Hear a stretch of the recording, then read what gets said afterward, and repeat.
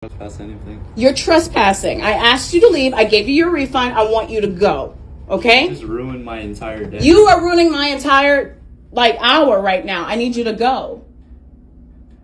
Why would you still want to be in the presence of someone that ruined your day? Get out. Because I'm wasting your time. Because you enjoy that? Yeah. You have nothing better to do with your life? I don't. Okay. At this point. Okay. Why don't you go outside? Your race and your class destroyed my family and my life. My race and my class? Yes. So this is about race and class? What race do you think I am? You ruined my life. I ruined ruined your entire legacy of being a Christian. Okay. And now you're playing energy. You see what this is? You're playing. You see what this is? You're playing energy chess game with an individual who has nothing to do with your class. Sir, I asked you to have a seat and fill out your paperwork, and yet you come in here and you start walking around my business, going through my windows and everything like that, saying that you wanted to take a look at the place. Not cool when I asked you to have a seat. Okay? Clearly you could have asked me, hey, can I see around the place and see what other services you offer? But yet you took it into your own hands because you're all high and almighty because you think that you can do that. Yeah, maybe you could have asked me if I wanted to be a rapper gangster in California. Are you hearing this? Paige Ward writes, if this is who I think it is, he's from Indiana. He's doing this to all kinds of businesses around here. It would make everyone very uncomfortable. Yo, he has done this somewhere else. Yes, I went to school with him. His name is Levi David Briggs. He's been known in the past to do this to other businesses. This is his mugshot. Which I'm not going to include his mugshot because I'm not going to give him any more praise than he needs to be. This piece of crap. They do this to people they think they can do it with. I literally had to call the police on the same man Saturday. He showed up in my house acting like a locksmith and did the same thing. He also was looking around my home as if he was casing it. This is what a black woman wrote. No, don't mind the places around you know him too. It always seems the places that many females would work. So he's targeting females. This man was going around my house looking through my windows while I was at home. I called the police. They never came to my house. The same man, please comment under this pen.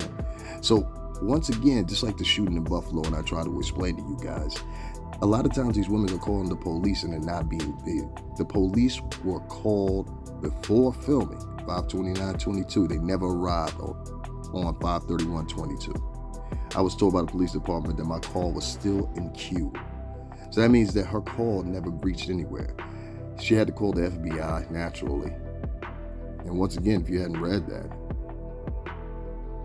this seems to be more than just a problem here with this young man. It seems to be something a little bit more deeper than this. And here we go. All right, so I'm going to get down to it. I'm going to say this plainly and simply. Ladies, listen, we got to have a discussion here. Throughout all the sentiment that's online nowadays and people going back and forth as far as genders are concerned, men arguing with women, women arguing about men, and the dating pool and everything like that, one thing stays consistent. You ladies need some type of protection, whatever the case may be. Now, I know a lot of this trend that we have now about women's rights and everything like that, most of it valid. There's one underlying factor right here, ladies, and it's this. Not only do you need protection, but I want you to understand something. You cannot rationalize. You cannot use professionalism. You cannot use articulation. You cannot use anything that you learned in your 4, 5, 6 years, 8 years of college that is going to contend with a man like Mr. Levi Briggs. You see, Mr. Levi Briggs came in that establishment with the intentions of starting problems. And as you've read and as you will see, he's had other problems. And he's done this in numerous other businesses. Now, I don't believe each one of those businesses that he did this at and he chose to do this type of behavior were minority ran. But there was a woman that said this man was looking inside her home. There was another woman that was saying that she was accosted by this man or whatever and sent on a verbal barrage or whatever he felt like that day.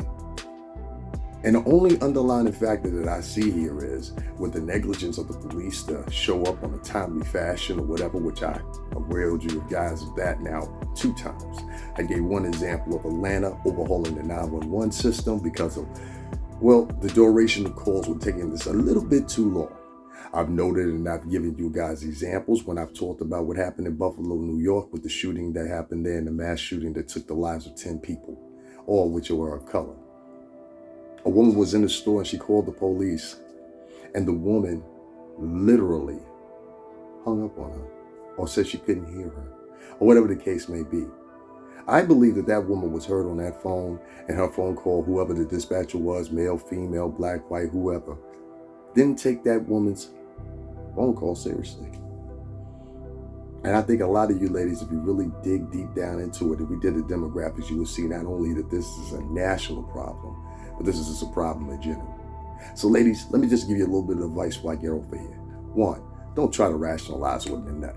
You'll never get too far. That's one thing. Your articulation, your whatever you learned at college, your professionalism, that usually, I seen that woman after she had been harassed in that store, and I gotta say this, in her own business, I've seen that woman have more rationality, have more patience, have more articulation than a lot of you ladies do for your own men. And see, there lies the underlying factor. And that's just not the first example of this. I've had examples of women that have gone to their own apartment complexes and been accosted by white couples, and in some cases Indian couples and individuals, or whatever the case may be. And I'm no far from a racist. I can't be. I'm not in a position to be. But what I'm saying is, the reason that I think these incidents are happening more and more and more frequently is, one, the sentiment of, well, the white replacement theory, that's one, because you heard this man mention that inside his video.